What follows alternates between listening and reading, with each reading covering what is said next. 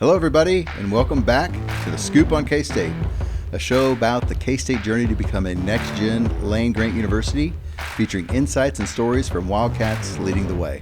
I'm your host, Adam Walker, President and CEO of the K-State Alumni Association, and our guest today is Anthony Fink, who serves as Food Service Manager for Call Hall Dairy Bar. Anthony is from Hutchinson, Kansas, and earned both of his undergraduate degree and master's in hospitality management from Kansas State. Last month, I had the opportunity to host Dean Ernie Minton on the show, and he shared information about the Ag Innovation Initiative, a $210 million project and the largest infrastructure ever undertaken here at K-State. We're pleased to feature today and learn more about the efforts of this project and our beloved Call Hall, which temporarily closed May 17th and is anticipated with the facility to remain shut down until probably the fall of 2026.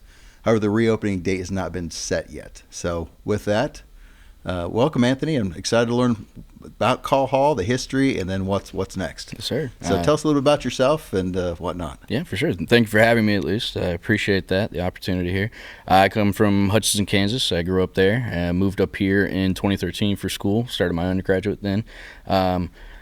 Spent 3.5 years working over at Kramer Dining Center as well on campus, so a lot of that hospitality background as well. And then graduated in 2016, worked at Chick-fil-A here in town for about 3.5 years, and moved around and bounced over here in June of 2021 at Call Hall Dairy Bar, and have been here ever since. So. That's awesome. So Call Hall is such a historic, feature and fixture on campus. So many hands-on learning experiences with students and whatnot. So maybe talk about what's the Call Hall history. For those K-Staters or others who may not know, what's the history of Call Hall and the impact on the community? Definitely. So 1905, the university opened the dairy husbandry unit here on campus, and we started milking cows and offering a lot of dairy processing classes here on campus at that time. The original dairy barn is actually University Gardens at the moment, and then the original dairy plant is actually in the basement of West Waters Hall. So we had a lot of production of powdered milk and other items here on campus that we didn't really sell. Around 1923 is when we decided as a campus to offer those products to the public, give us a little bit more of a footprint to then showcase our students' work around with the community. And we opened up a dairy store in the basement of Waters Halls next to the dairy plant at the same time. Leland Call came around and was the dean of the department head of animal science, sorry about that, and he opened up Call Hall as we know it, that's why it's named after him, and built a 9,600 square foot processing plant and allowed us to showcase our dairy products in a more specific setting right next door. And we've been selling products on campus since 1923, like I said. Call Hall was christened in 1964, so we've been selling products out of there for just over 60 years, and we're looking forward to the next chapter coming up. Yeah, see the 100 years on your Yes, sir. shirt there. Yes, so sir. That's pretty neat. Yeah. I didn't realize the history before the Call Hall. Yes, sir. They've been serving and sharing that treat. I think what's neat is a lot of students and former students remember Call Hall in the residence halls. Correct. So Correct. the milk, and the best milk I think Yep. you've ever had, Yes, sir. cold, great, that's served on campus, and that's kind of neat too. I don't know where else in the community. I know I've seen it elsewhere. Obviously, Dares and others handles it.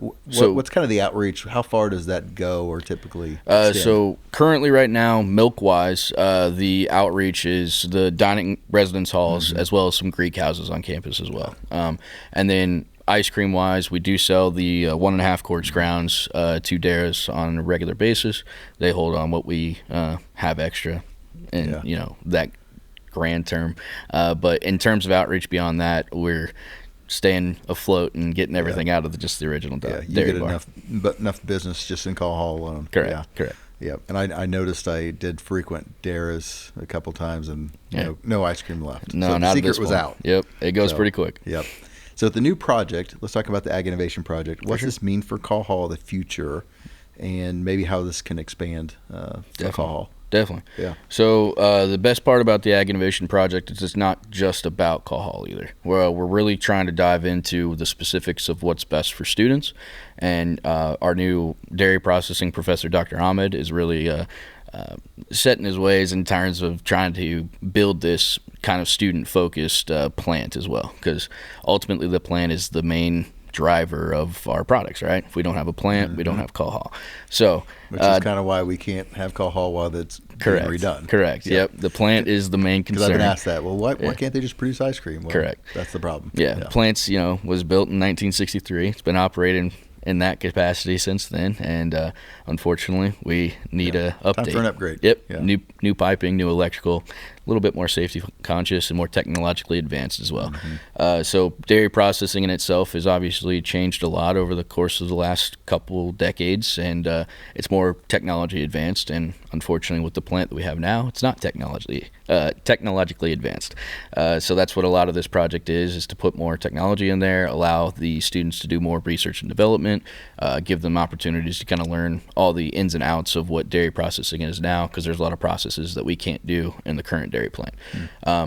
With call hall itself, that allows more student workers to work in the processing side on a regular basis. But then since our dairy bar is also expanding into the new lobby of the Global Center, we'll actually be able to triple our student staff for the new dairy bar, which is massive, because ultimately, while we do sell products on campus, the main concern should be supporting our students the best way we can. And in my opinion, it should not be just focused on ag students either. I mean, we're running an operation, a business, if you would, and we have business students on campus, marketing, accounting, management, a lot of opportunities there in the future in terms of internships. And then also we have industrial engineers that are interested in helping with efficiencies moving forward as well. Yeah, that's a great point. Think about hospitality like you and others, business students, engineers and whatnot. So it really, really covers the breadth and scope of the whole institution. Oh, for sure. It shouldn't just be at College of Ag either. That's the main focus, because we are, operating with agricultural products in terms of milk and dairy cattle and things like that. But the reality is that it goes beyond so much more than just one department here on campus. So obviously Call Hall is known for its ice cream and milk. Definitely. But there's other offerings. For sure. So I've heard it's a phenomenal hamburger, sandwiches. So, obviously it's closed down now. Correct. But maybe talk about what the future holds for menu offerings. Definitely. So I'm a dreamer, I will say that right now. So there are a lot of ideas that I have for this new building that might not necessarily be, come to fruition, but I'm really excited for the opportunity to showcase, my vision of what Call Hall Dairy Bar should be and how we approach the new building. There will be a lot of new opportunities to showcase more of our products as well. Since we are going to be right next door to the bakery science department, we will potentially have some fresh baked cookies on hand every now and then, and their bake sales that they used to do back in the day, we might have baked goods on hand to sell through the dairy bar as well. So and I love that it's going to be we'll probably show some renderings when we roll this out, but it's going to be lighter, brighter, be able to serve more people. Yes, sir. So it's going to be even bigger and better when it opens back up. We'll have 3 registers this time, so lines will be a lot shorter. That's a good point. Which, speaking of which, the last day, let's talk about that. So May 17th was the last day. Yeah. That was a huge day. I luckily stockpiled my my ice cream before then, but I did try to go by the last day, and the line was out the door. So talk about that last day, what that was like. And it was on graduation too. It was, It was graduation day. I made it a point, I think, to myself and my staff that we needed to stay open until graduation. As long as we can get all the students out of here with on the right foot, having Call Hall Dairy Bar open, I think we'd be okay. But last day was bonkers. Actually, the day before the last day was even more bonkers. So with people coming in and getting things taken care of, it was great. It was a good bonkers. And I really appreciated my staff stepping up. The students were great. I'm really sad that I don't get to interact with them anymore, for a while now at least. And but Saturday, May 17th, was one to remember. It was definitely a good time for us that were there. We got to the point, I think we had 3 flavors left at about 12:30 and went down to 2 at about 2:30, and we ran basically the last 45 minutes with just vanilla and toppings. So it was pretty well done, and my staff did amazing, and I'm very grateful to them, like I said, and I can't wait to hopefully get a new set of staff members just as great as them for the new building too. That's exciting. Call Hall has tons of flavors. You're talking about flavors, more than Baskin Robbins. Yeah. And you've been involved in some creation. So I'm sure there's been a lot of innovative ideas. I'm sure people tell you all the time, hey, you should do this and that. For sure. Talk about maybe some flavors you've done that were surprising and great, and some that were like, you know what, that didn't work out. So take us behind the scenes on how that works with flavors. Well, personally, I've only helped out making one flavor. The President's Cherry Chocolate Crunch was kind of my under wing. My dairy plant manager gave me the opportunity to kind of jump into that realm. So really, I've only made one flavor personally. Jared Parsons, the dairy plant manager, is great. He's been really innovative lately, trying to get some things put together. The Cons of Caramel is one he put together. He made a birthday bash for the 150 year anniversary. So those are some of his babies, I guess you could say.